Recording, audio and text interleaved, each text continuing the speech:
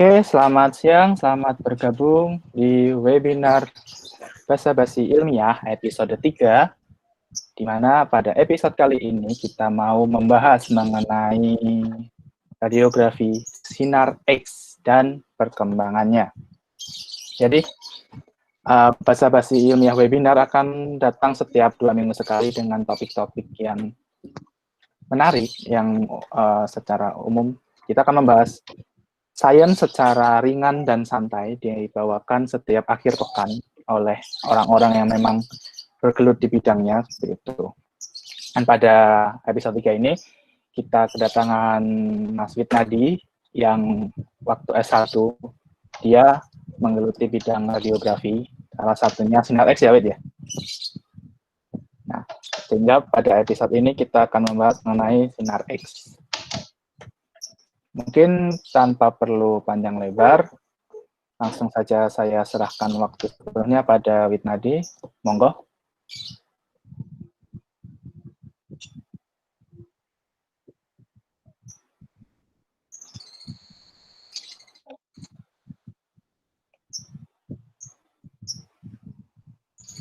Sepertinya Widnadi belum siap. Oke. Selamat siang. Terima kasih atas kehadirannya karena percepatan waktu kali ini. Sebelum kita mulai, nggak ada salahnya kita berkenalan dulu. Karena menurut pepatah, nggak kenal maka nggak sayang. Perkenalkan dulu, nama saya Widnadi Darjat Premiat.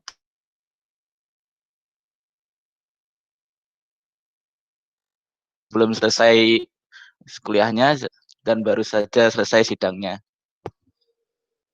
Pada kesempatan kali ini saya akan membahas tentang radiografi sinar X dan perkembangannya.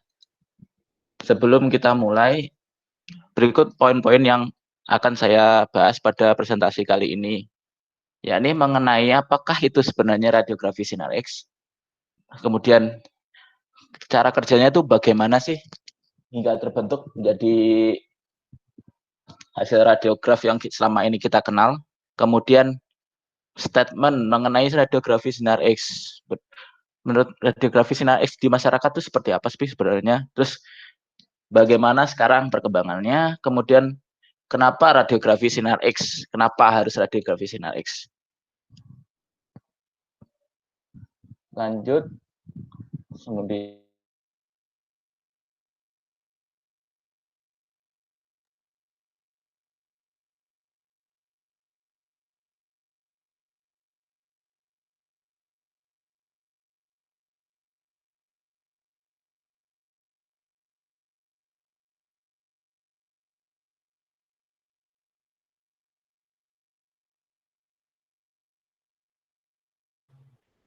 Halo, Wid.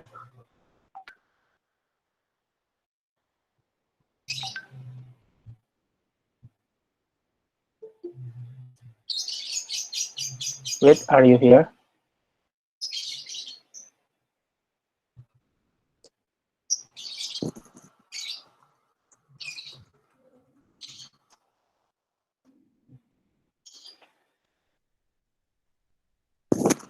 Halo, Widnadi.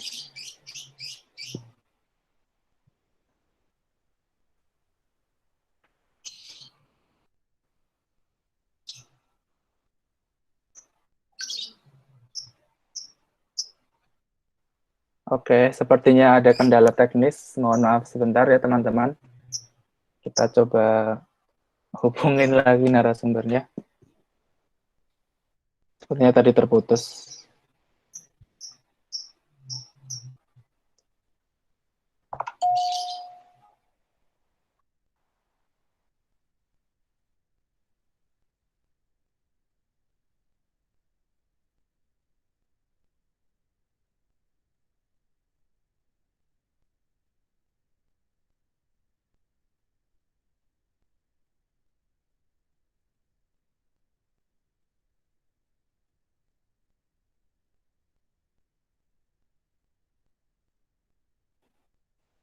Oke, sepertinya ada sedikit kendala di jaringan. Bentar kita invite lagi.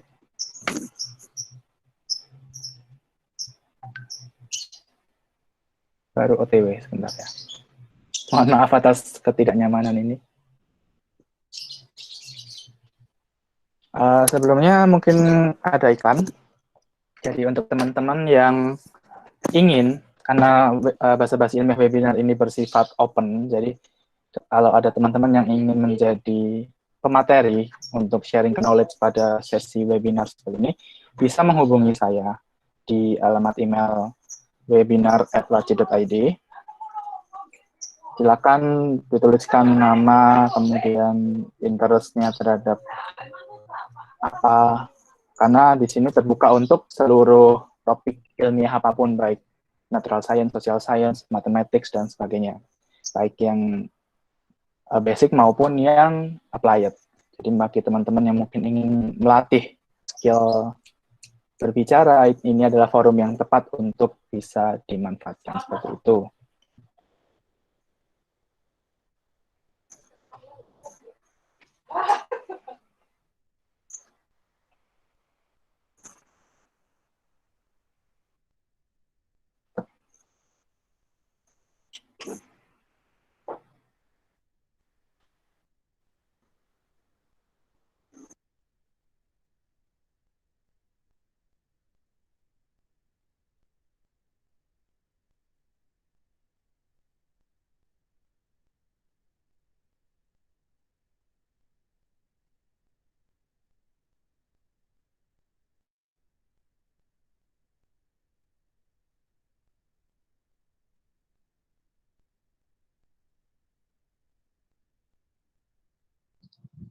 Oke, selamat datang kembali Nadi. Tadi sempat terputus ya? Yep, sorry. Oke. Aku Kita lanjut. ya. Kita lanjutkan lagi untuk presentasinya. Oke. Nah, kembali terlihat slide-nya. Mohon maaf terputus tadi. Ya, seperti yang kita lihat di presentasi. Beliau adalah Wilhelm Conrad Eugens, seorang penemu perkebahasaan Jerman yang mengembangkan ini Sinar X. Kemudian apa sih Sinar X itu sendiri? Sinar X sendiri ditemukan pada 1895, merupakan suatu gelombang elektromagnetik. Seperti yang kita lihat di gambar samping, banyak kebutuhan akan radiografi Sinar X, seperti untuk pengamanan airport atau bandara, kemudian sebagai medical, kemudian sebagai mamografi, kemudian sebagai kristalografi. Nah, apa sih sebenarnya radiografi sendiri? Nah, radiografi sendiri adalah suatu prosedur transmisi pembentukan gambar. Bagaimana prosedurnya nanti akan dijelaskan. Kemudian, nah ini, mengenai prosedurnya yang dijelaskan sebelumnya. Bagaimana sih cara kerjanya? Nah, ini seperti yang terlihat pada animasi di samping. Ketika di suatu katode filamen yang berada pada katoda diberikan beda tegangan antara katoda dengan anoda yang sangat besar, maka filamen akan menumbuk dengan kecepatan besar pada anoda yang biasanya tungsten atau molybdenum sebagai anodanya. Ketika menabrak ini akan timbul sinar X. Nah, sinar X sendiri hasilnya biasanya hanya berupa hanya sebesar 1% dari energi kinetik yang dihasilkan. Kemudian bagaimana sih radiografi sendiri? Radiografi sendiri, jika kalian pernah melihat wayang, prosesnya mirip seperti itu, di mana ada sinar yang datang, ada objek bayangan, kemudian tampil di layar. Hasil tersebut juga sama seperti radiografi. Prinsipnya sama, sedangkan untuk layar yang digunakan berupa X-ray detektor, di mana X-ray detektor ini akan berpenjar ketika terkena sinar X. Karena sinar X sendiri merupakan gelombang elektromagnetik yang sangat rapat, sehingga mampu menembus objek, sehingga didapat hasil radiograf seperti ini. Kemudian kita bahas mengenai statement, dimana seperti apa sih di masyarakat. Sebelum kita bahas statement, sebenarnya apakah radiografi itu berbahaya atau tidak sih? Mungkin akan terlihat pada slide ini. Mungkin kalian melihat wajah ini sangat asing, di mana beliau adalah korban pertama dari radiografi sinar X. Beliau adalah Clarence Lee, korban pertama, meninggal akibat metastatik karsinoma pada usia 39 tahun yang diakibatkan oleh radiasi sinar X. Dari pengalaman ini, sinar X mulai dari sinar X ini, selain sebagai seperti dalam medis, seperti untuk peluru yang masuk dalam kepala, untuk ronsen, untuk kesehatan selanjutnya, meskipun ada hal-hal baik seperti itu, tetap saja ada yang buruk, ya ini seperti akibat ada radiasi ini terjadi kanker. Akibat penemuan ini, beliau sangat berjasa untuk menjamin keamanan dari radiografi sinar X sendiri. Keamanan tersebut diatur dengan standar yang menunjang untuk penggunaan radiografi sinar X. Bahkan dari FDA, Food and Drug Administration, juga mengatur mengenai medical X-ray imaging. Kemudian, untuk menjamin suatu hasil dari radiografi sinar X digital, radiografi sinar X tersebut sangat baik. Berikut adalah quality assurance yang dicanangkan oleh AAPM, yakni American Association of Physics in Medicine, seperti monitoring pengelolaan film yang digunakan, dan waktu exposure, dan KPP, dan sebagainya. Nah, seperti yang dikatakan sebelumnya, apakah berbahaya sinar X tersebut? Sebenarnya saya akan mengambil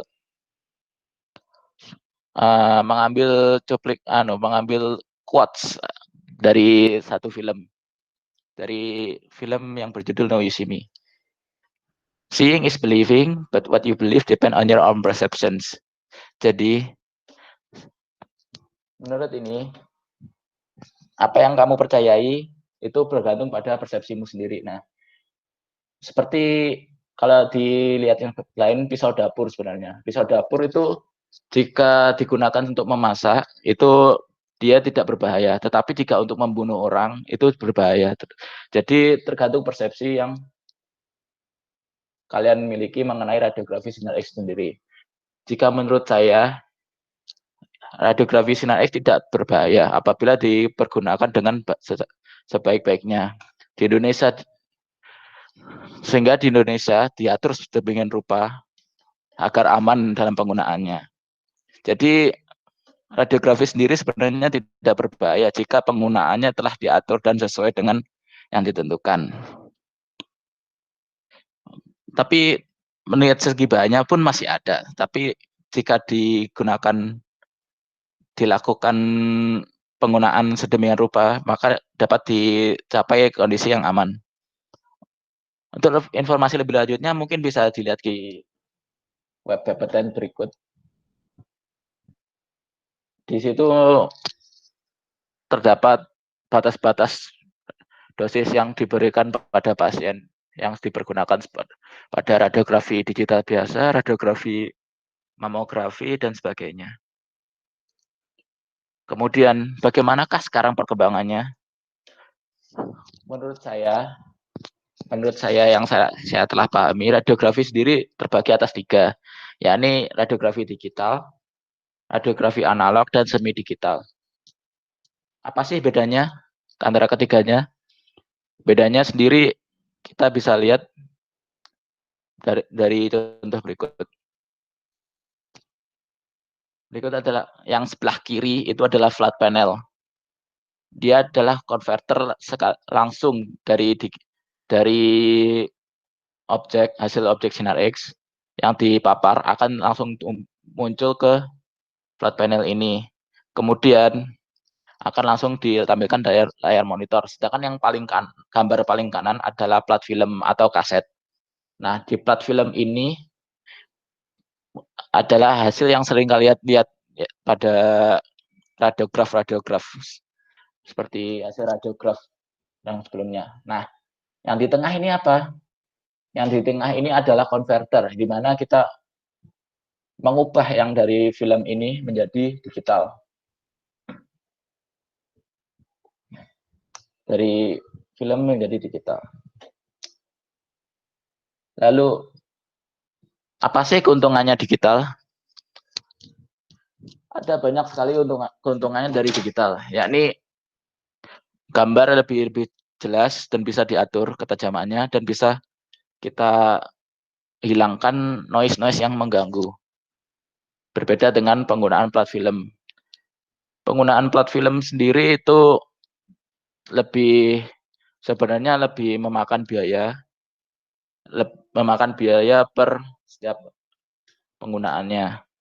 Maka hal ini menyebabkan harga dari radiografi itu terpaut mahal karena kaset ini.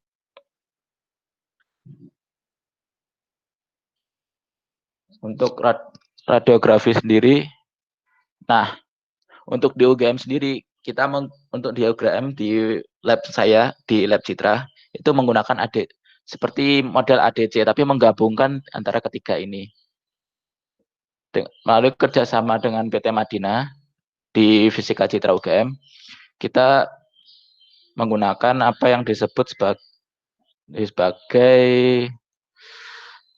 jadi kita menggunakan fluorescence dari plat film, kemudian kita tangkap menggunakan detektor yang ada pada kamera.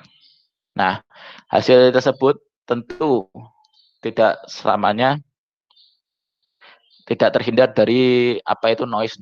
Nah, untuk menghinakan noise sendiri, itu kita dalam penggunaan noise, kita ada cara sendiri untuk di UGM, khususnya di Fisika Citra, apa yang disebut flat field correction sebagai cara untuk menghilangkan noise yang mengganggu. Tapi sebelum kita menjelaskan itu, kita harus tahu sendiri apa sih yang dinamakan dengan pixel. Di dalam sinar X digital, penggunaan pixel itu seperti kita menggunakan pixel sendiri seperti berikut. Sebentar. Untuk presentingnya saya gantikan dulu.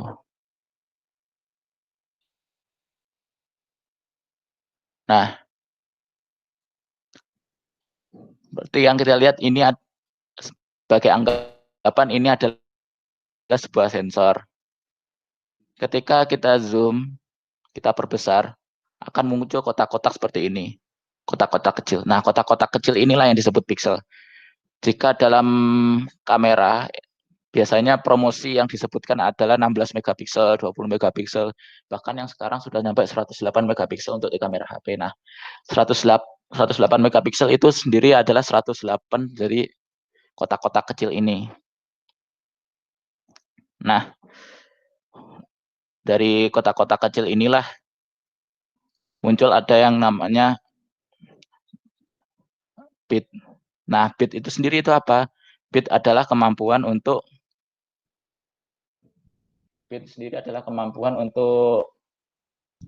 sensor untuk membedakan warna.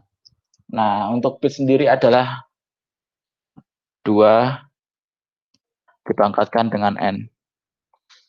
Di mana N sendiri itu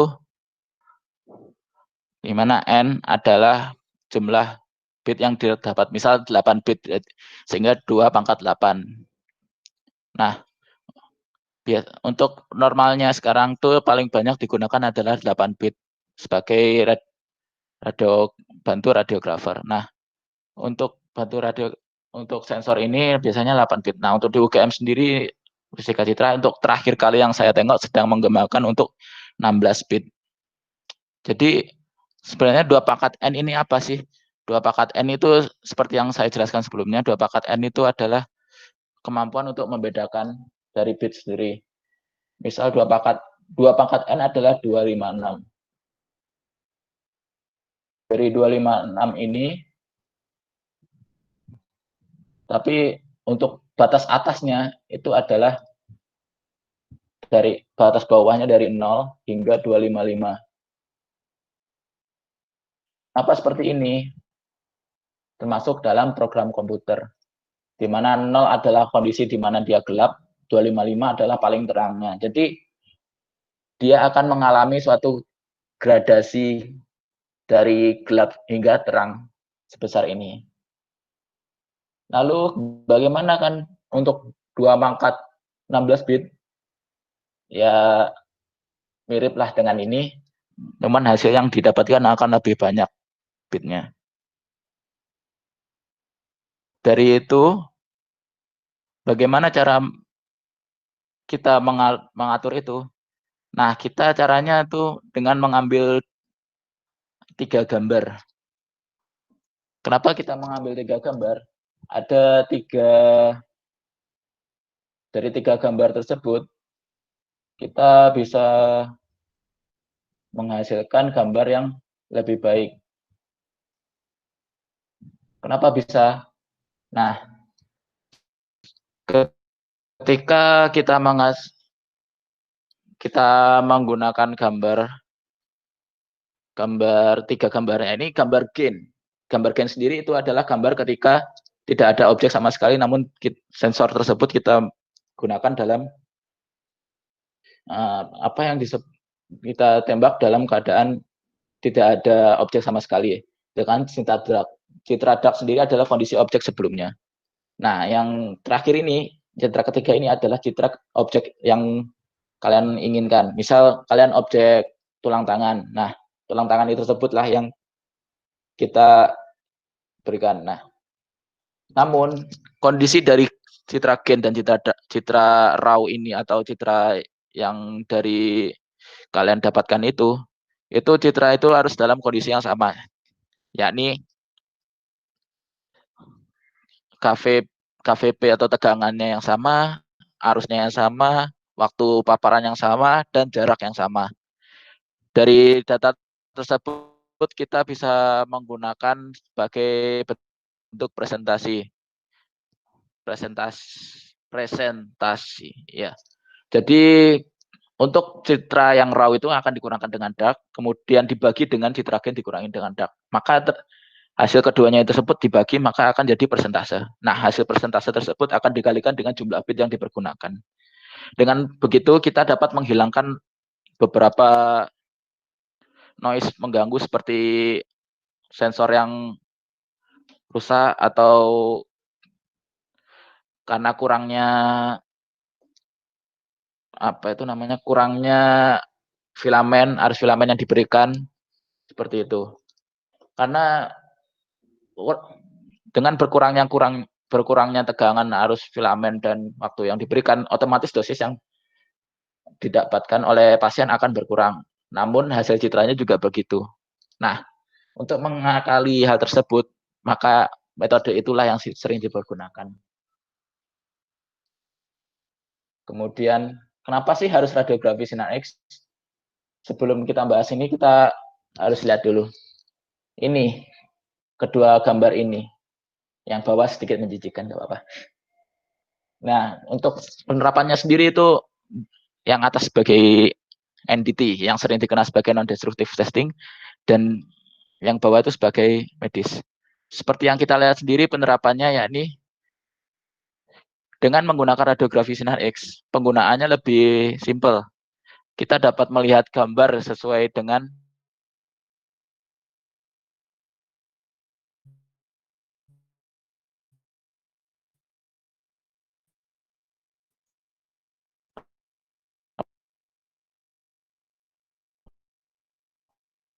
apa yang kita lihat. Berbeda dengan penggunaan grafik. Kemudian dalam bidang medis, medan magnet imaging tersebut ada peraturan di mana kita tidak diperbolehkan membawa bahan logam sejenis apapun. Akan sangat membatasi bagi orang yang memiliki pin atau habis setelah terjadi patah tulang biasanya dipasang pin besi atau pin titanium atau apa saya lupa. Nah, itu tidak diperkenankan untuk menggunakan MRI. Oleh karena itu radiografi sinar X sendiri paling banyak digunakan karena tidak terbatas oleh hal tersebut. Dan gambar yang dihasilkan pun lebih jelas sesuai dengan aslinya. Oleh karena itu, bidang radiografi sinar X inilah lebih diminati daripada yang lainnya. Kemudian selesai berikutnya. Silahkan apabila ada yang bertanya, saya kembalikan ke moderator. Oke, terima kasih atas pemaparan materinya dari Nadi. Untuk sesi pertama akan saya buka termin pertama. Teman-teman yang ingin bertanya bisa langsung menuliskan di kolom chat. Silakan sambil menunggu. Mungkin ada pertanyaan nih dari aku, Fit. Kan karena mungkin sekarang sudah era yang cukup digital gitu kan. Tadi juga udah ada digital untuk sinar X. Nah, apakah mungkin suatu waktu akan ada hasil X-ray itu berwarna atau memang hasil X-ray itu hanya akan hitam putih kayak gitu? Seperti yang dijelaskan sebelumnya, bentuk X-ray sendiri radiografi bentuknya seperti pewayangan. Nah, seperti pewayangan, kalau kita lihat pewayangan pasti gambarnya juga hitam putih kan. Nah, prinsipnya juga sama seperti itu. Namun radiografi sinar X sendiri sebenarnya bisa diberikan warna. Jadi itu, ya dia bisa diberikan warna, tetapi itu warna tersebut adalah bukan warna aslinya, tetapi melainkan warna buatan editing. Jadi misal dia kalau pada kisaran pixel segini, sekitaran bits pada berapa, itu dia akan berwarna apa. Ketika di bit berapa, dia akan berwarna apa. Seperti itu. Jadi post processing-nya ya itu. Iya. Untuk hasilnya tetap sama. Bukan purely dari raw datanya gitu kan ya. Bukan. Oke, silakan teman-teman yang mau bertanya. Saya tanya dong, Mas. Ya, Oke. Ini siapa? Oh, Amir. Oke. Ya. Oh ya. Jadi pertanyaan saya tuh waktu Mas Widnadi kemarin skripsi itu ngambil datanya itu di lab doang, maksudnya di lab fisika UGM doang, atau Mas ke tempat lain gitu untuk ngambil datanya? Nah, untuk ambil datanya saya menggunakan dari lab sendiri untuk skripsi saya. Tetapi saya pernah melakukan yang sering dinamakan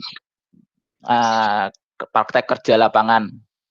Nah, di situ saya juga membahas mengenai radiografi. Oh ya, data yang Mas ambil sendiri tuh sampelnya apa ya, Mas? Nah, tergantung oleh skripsi yang saya gunakan. Nah, sebenarnya data yang saya pergunakan itu diambil dengan besi yang sembarang. Karena fungsinya sendiri saya bukan ke bagian depth-nya atau bahannya, tetapi saya lebih ke hasil akhirnya, di mana skripsi saya sendiri kan tujuannya untuk menjamin kualitas dari sinar X itu sendiri. Nah, penjaminan tersebut itu saya menggunakan metode beam alignment. Jadi hasil tembakan tersebut harus sesuai dengan apa yang seharusnya terjadi. Jadi dia tidak mengalami kemiringan, mana lebih condong lebih besar yang mana, otomatis seperti yang kita lihat pada center, ketika kita condongkan ke arah yang serong dan dengan arah tembok yang tetap, maka dia akan membesar pada bagian sisi yang lain. Nah, seperti itu. Untuk mencegah hal tersebut, maka seperti itulah skripsi saya yang gunakan. Oh, nih terakhir nih Mas, itu Iya.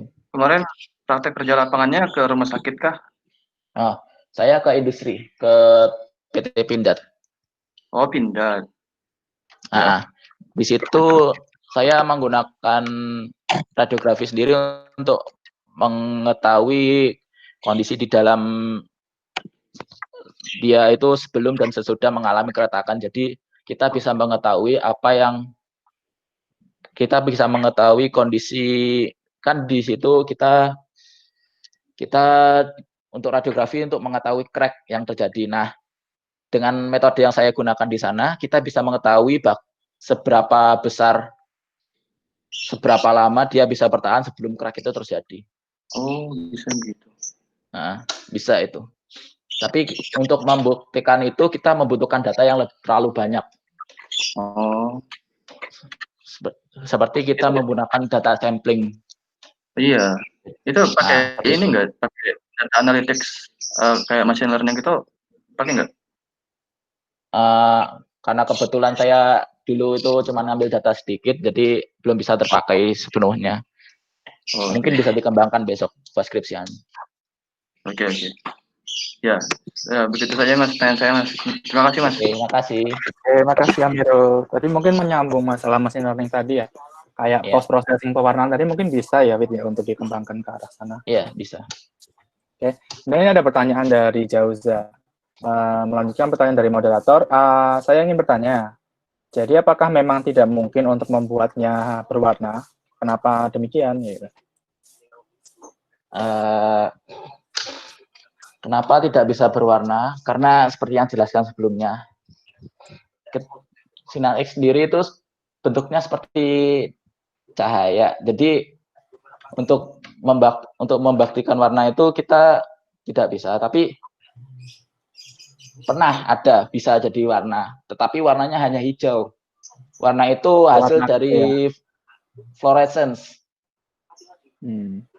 Nah, fluorescence sendiri itu sensor yang dipergunakan. Nah, ketika waktu awal saya melihat, waktu saya berada di radiografi citra, waktu itu masih menggunakan warna.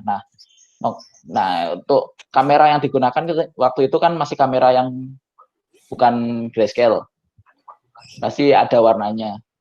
Nah, yang dilihat itu fluorescennya tetap berwarna hijau. Hasil citranya tetap berwarna hitam putih grayscale. Namun bentuknya bisa fluoresen yang terlihat memancar itu berwarna hijau. Jadi kayak ada pancaran hijau di pinggir-pinggirnya gitu. Warnanya mendekati hijau itu. Tapi hasilnya tetap saja dia berwarna gelap. Meskipun kamera yang dipergunakan juga kamera yang bukan grayscale sensornya. Jadi kemungkinan tidak bisa.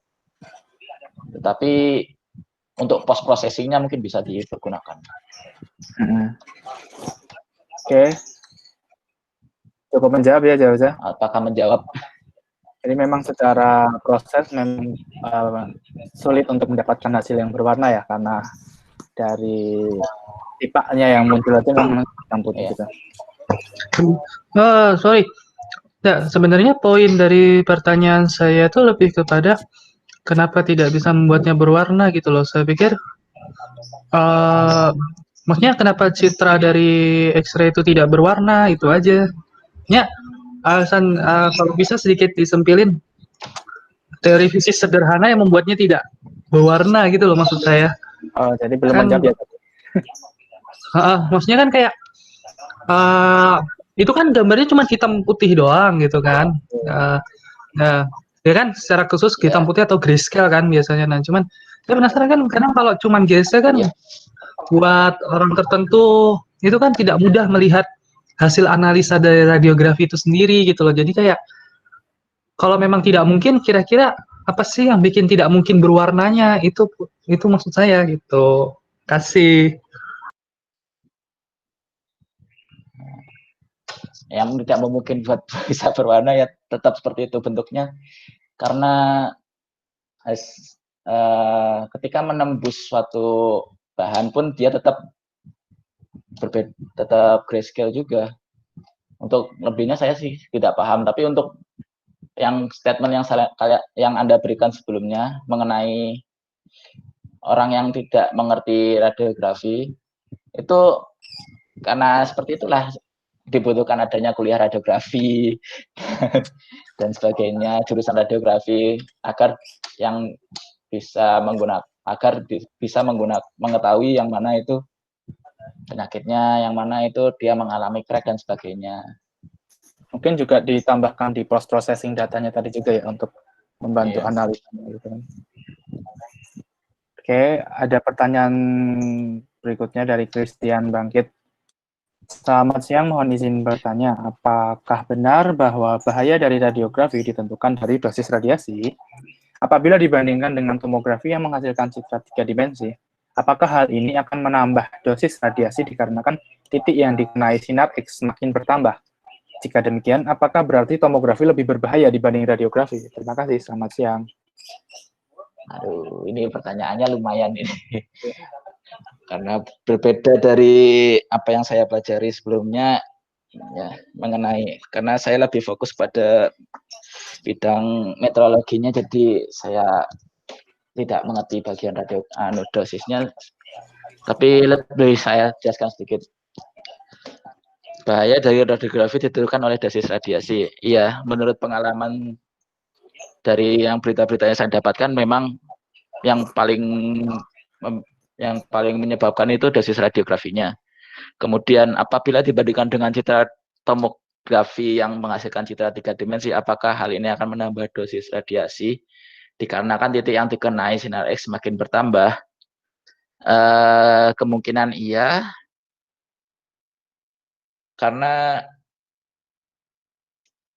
juga bergantung pada waktu paparan yang dipergunakan. Namun waktu paparan pun bisa diatur, semakin untuk yang bisa 10 menit, 3 menit dan sebagainya. Tapi semakin kecil waktu paparannya kan juga semakin aman. Jadi tomografi, kalau menurut saya, tomografi memang lebih berbahaya kalau dilihat dari segi dosisnya. Tapi tomografi lebih menguntungkan karena lebih terlihat hasil yang lebih nyata. Menurutku seperti itu sih. Jadi belum bisa clear ya untuk mengetahui lebih bahaya mana gitu kan. Kalau lebih bahaya, kalau dilihat dari waktu paparannya lebih bahaya dari tomografi kalau menurut saya. Karena lebih lama maparnya tadi. Iya, karena lebih mahal paparnya. Oke. Silakan teman-teman yang mau memberi pertanyaan lagi bisa melalui chat. Oke, baik, terima kasih dari Christian Bangkit. Mas, ini ada pertanyaan, tapi ya ada yang nitip pertanyaan. Oh iya, silakan Amir. Silakan. Ini kan Mas itu ambilnya skripsi radiografi di industri yang menyangkut ke material gitu kan? Itu material yang berbahaya bukan ya Mas? Maksudnya apakah apakah radiografinya itu digunakan untuk misalkan mendeteksi material berbahaya atau bagaimana? Yang waktu kerja industri itu ya. Hmm. Nah, waktu kerja industri itu yang saya gunakan itu saya lupa jenis senjatanya, tapi itu merupakan senjata ralas panjang. Jadi radiografi sinar X sendiri untuk memastikan apakah ada crack atau enggak di laras panjang tersebut. Jika ada crack kan kita otomatis tidak mampu menembak dengan waktu yang banyak, misalnya berapa kali tembakan sebelum dia hancur, seperti itu. Berarti, oh ya, pindad kan senjata ya? Ya. Nah, tujuanku sih sebenarnya lebih agar memudahkan kualitasnya sih pengujiannya. Jadi, misal dapat segini, itu dia bisa berapa kali tembakan. Awalnya seperti itu, tapi ditolak oleh pihak sana. Kenapa ditolak itu, Mas? Karena tidak dapat meyakinkan, karena biasanya pengujiannya kan harus dengan pengujian tembakan langsung. Oh. Nah, kalau menurut saya sih pengujian penembakan langsung kan otomatis dia objeknya kan berbeda. Nah, dia kan sampling. Nah, untuk menghindarkan efek sampling yang terlalu disebut kan kita bisa mengetahuinya lewat X-ray. Meskipun beberapa kali harus sampling seperti itu. Untuk mengetahui keabsahan datanya. Ya, oke. Terima kasih, Mas. Oke. Silakan, ada yang ingin ditanyakan lagi?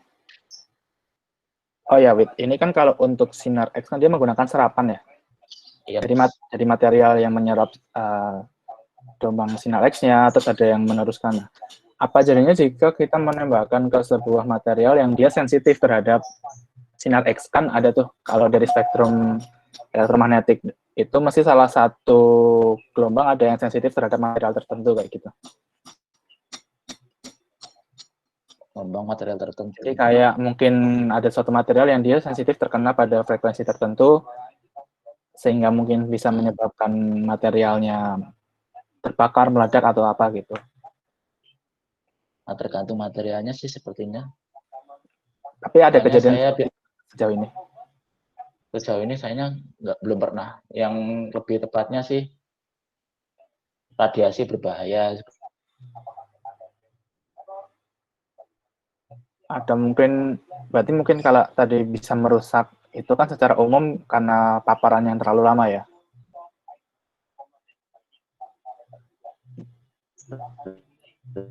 Itu saya lihat, aku lihat di itu biasanya seperti itu aja sih.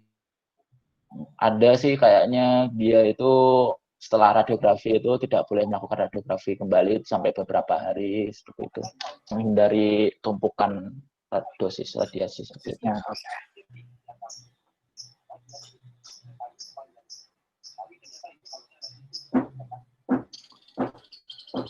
Ada lagi yang dari teman-teman untuk didiskusikan?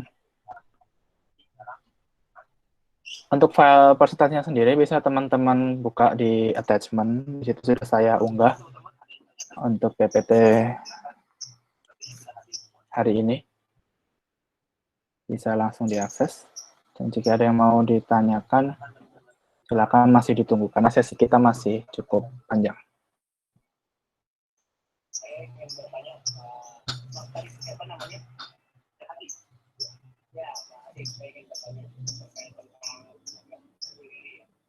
Kalau dalam sini kebetulan saya juga belum untuk penulisan kata atau penulisan kalimat atau arti kan antara Inggris dan Indonesia kan adalah beberapa perbedaan. Masih ada yang mau ditanyakan nggak teman-teman? Arti aksi bagusnya kalau di IELTS itu kita belajarnya di mazhab yang mana ya agar nilainya lebih bagus. Oh, satu lagi deh saya. Oh iya, silakan Amirul. Kan dipindah. Jadi kan yang baru ada sejauh ini ya setahu saya sih itu pencitraannya itu cuma dalam bentuk gambar kan, foto gitu. Itu bisa nggak kalau dibikin apa ya, kayak bergerak, maksudnya kayak Dimensi gitu ya? video, kayak rekam video, tapi itunya X-ray, pencitraan X-ray gitunya. Bisa nggak gitu, Mas? Itu pernah bilang kalau jadi dari hasil data X-ray dibuat citra bentuk 3 dimensinya gitu ya, atau bentuk videonya gitu ya? Iya. Beberapa bulan dia terkena radiografi. Ya. Oh, sepertinya terputus kembali.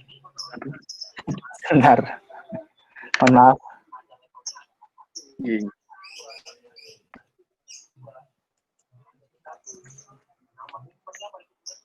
Oke. Error lagi. Ya. Wait, ini ada pertanyaan lagi, Wait. Apakah ya bentar. hasil dari Oke. citra X-ray itu bisa dibentuk dalam bentuk video? Kayak gitu. Bisa. Bisa. Dia bisa.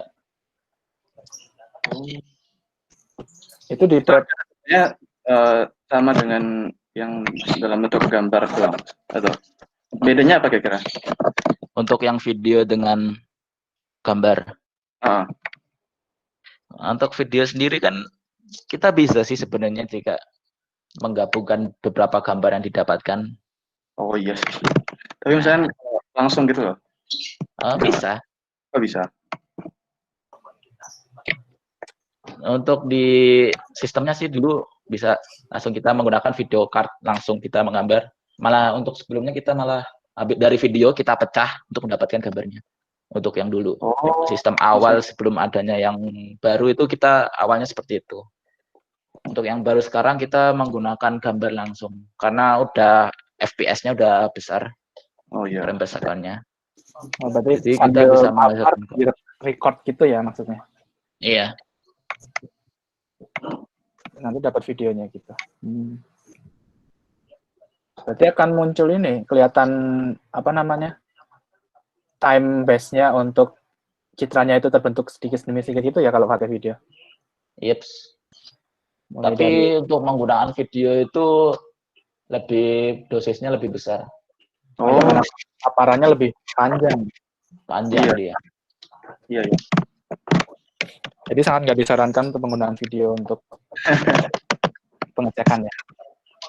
Karena kan kalau kita menggunakan apa itu namanya, kita menggunakan yang gambar dengan FPS yang besar. Misal kita menggunakan untuk tomografi.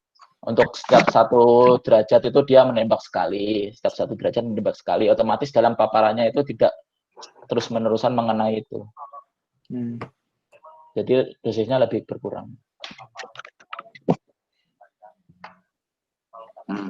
Jadi biasanya itu kalau yang video itu untuk apa ya, Mas? Gimana? Kalau yang video, kan misalkan kalau buat pengecekan itu kan cukup dengan gambar saja kan. Kalau video biasanya buat apa? Mungkin bisa ke itu airport tuh. Oh iya. Itu bisa. Iya ya, itu pakai itu ya, video ya. Soalnya kalau dia menggunakan gambar-gambar kayaknya lebih susah. Iya. Dan di situ kan juga ada cross processing-nya juga, dia ada berwarnanya. Iya. Oke deh. Terima kasih, Mas. Oke. Terima kasih pertanyaannya, Amirul. Teman-teman yang lain dipersilakan, mumpung masih ada waktu.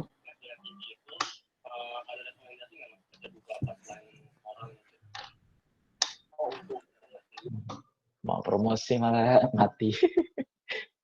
Oke. Berarti kamu tidak diridai promosi di forum ini.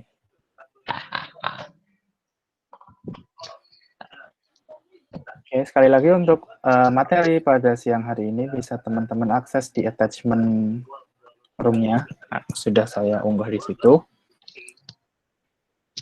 Kemudian jangan lupa teman-teman kalau merasa forum ini cukup bagus bisa di-share ke teman-teman yang lain.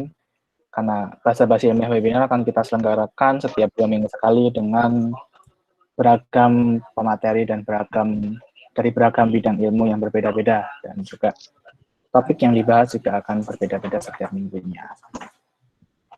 Setiap 2 minggunya, sorry.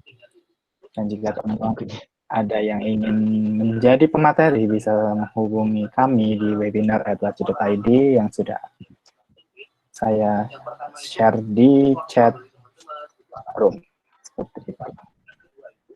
Jangan lupa follow Instagram Basa-Basi Ilmiah.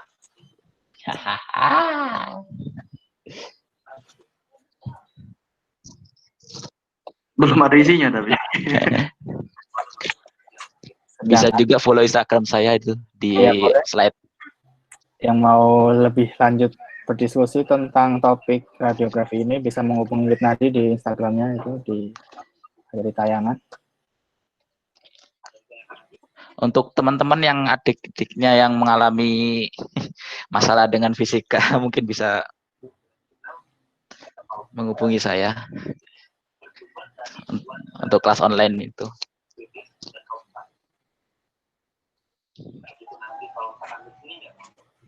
Ini udah tidak ada yang bertanya kah? Sudah nggak ada lagi pertanyaan teman-teman. Mungkin jika sudah, boleh minta tolong dinyalakan sebentar kameranya untuk kita foto bersama sebagai penutup dari episode 3 ini. Nanti boleh dimatikan share screen-nya. Oke, sebentar. Nah, saya gelap ya? Ya, gelap semua ya. Minta tolong kameranya teman-teman. Sebentar. Tetap gelap ya? Bentar. Kok ribet ya ini ya?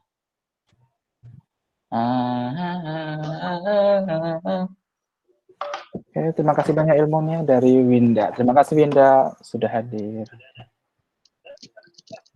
Winda. Bentar ya. Bentar, tolong. Ya kan, Saya harus ngambil kamera selanjutnya. Kamera saya buruk banget.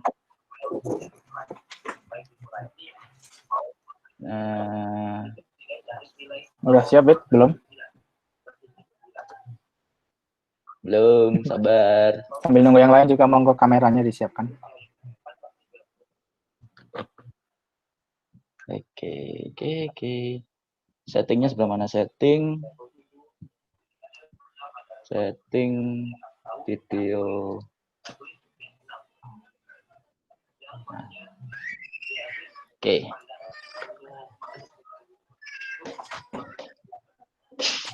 Baik, siap ya teman-teman. Ya, sip. 1, 2, 3. Sekali lagi. 1, 2, 3. Oke, terima kasih atas kehadirannya di webinar episode 3 ini. Sampai bertemu lagi di webinar episode 4 2 minggu lagi. Jangan lupa untuk follow Instagram Basa Basi Ilmiah. Kemudian bagi teman-teman yang ingin berkontribusi menjadi pembicara, sangat dipersilakan sekali untuk bisa menghubungi kami di email yang sudah tertera.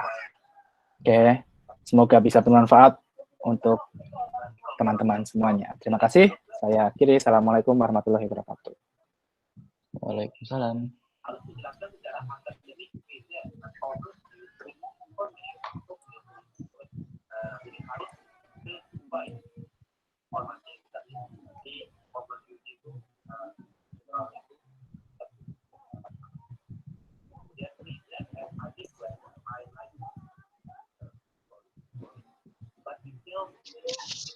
Iya, C.